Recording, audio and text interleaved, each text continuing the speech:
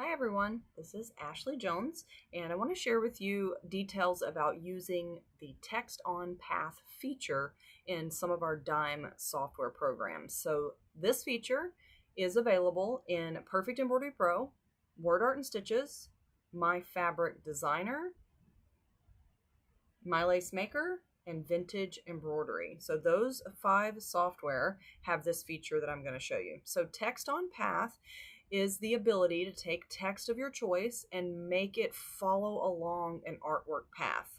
So to make this work, you need an artwork shape. And over here, you can see I've got a heart and it says artwork. It is not stitches.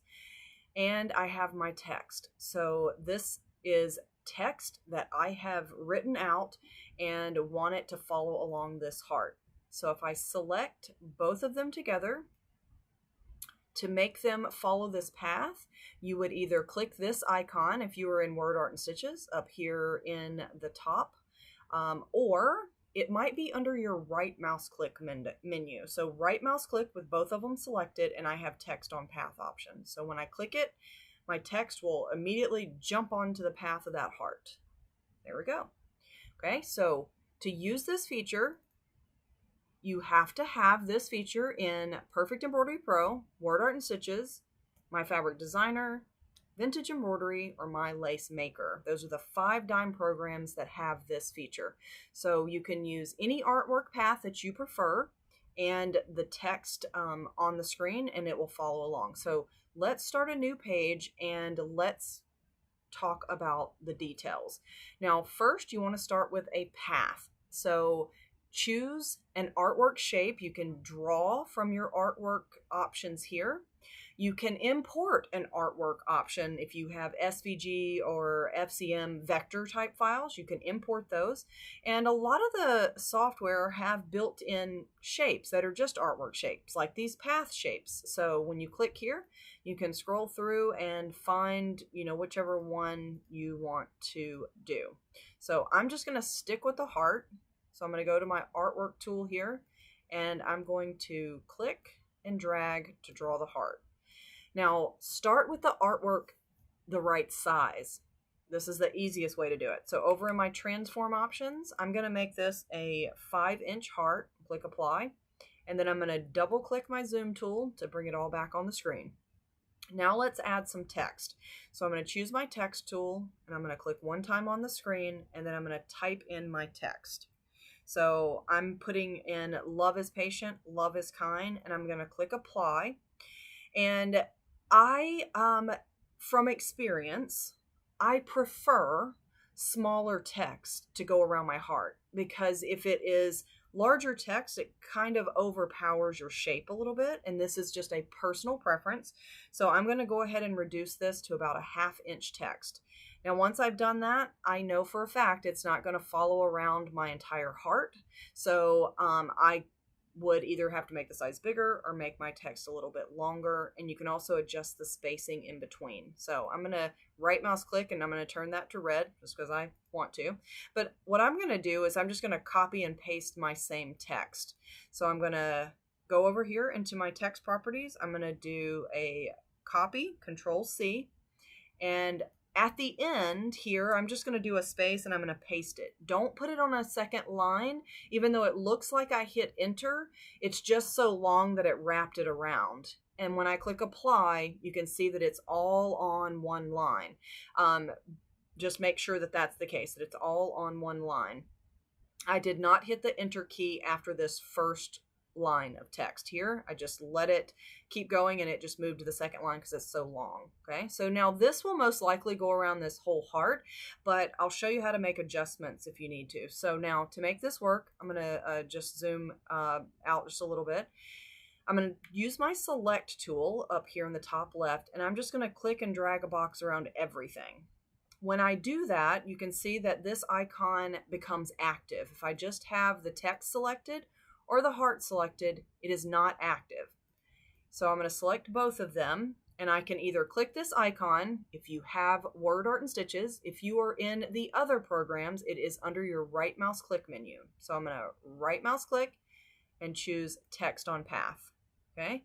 Now This, I have a little bit of a gap here. So let's talk about how to adjust this design. Now, the one that I showed you on the other page, I had already had the perfect size, so I didn't have to do much adjusting. But there's a few things here. So all of these little shapes here do something to help adjust your text. And a couple of things I don't like. I don't like the gap that I've got here at the very end, and I don't love that this L has fallen here into this valley, and so you can't really see the text. So these double triangles allow you to push the text along that path, and you can see that I can push it over onto the other side of the heart. Now that I have that, I could also now adjust the text to make it larger on my heart. So do you see down here at the very beginning, I have two different options here. The one that's the furthest away, if I click and drag that, it actually kind of stretches the text to go all the way around to the other side. So you see now it is completely followed around my heart, and I don't have this gap or this collection of letters here in this top part of the heart.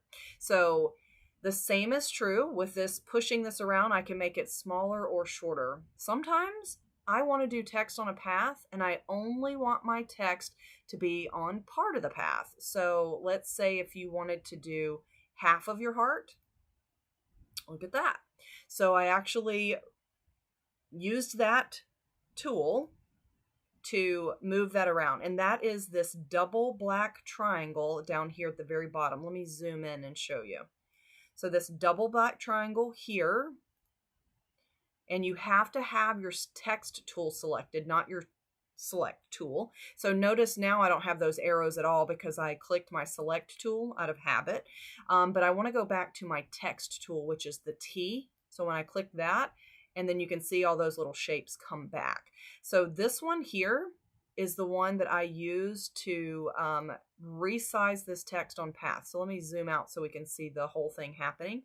So here, if I push that, I can push that all the way around my heart. So when you enter your text size and you choose your text and you choose your path, if you don't get it right the first time, you can adjust it on here and basically, depending on the look you're going for, make those minute adjustments. So now I'm using that same shape, but instead of pushing it the direction where it gets larger, I pulled away. You can see my cursor moving, and that's making the text smaller so I can get it to like half of the heart here.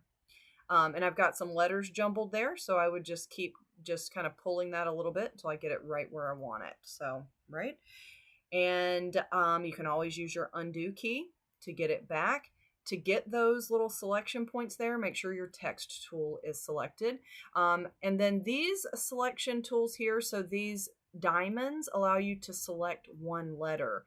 That selection will allow you to rotate this one letter or move it closer, or say your text had all of your, you know how some text will have your descender letters like this. You could manually force it to be down. So that allows you to work with one individual letter.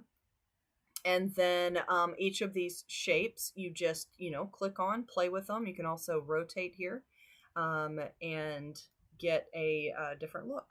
So hopefully that helps you with your text on path.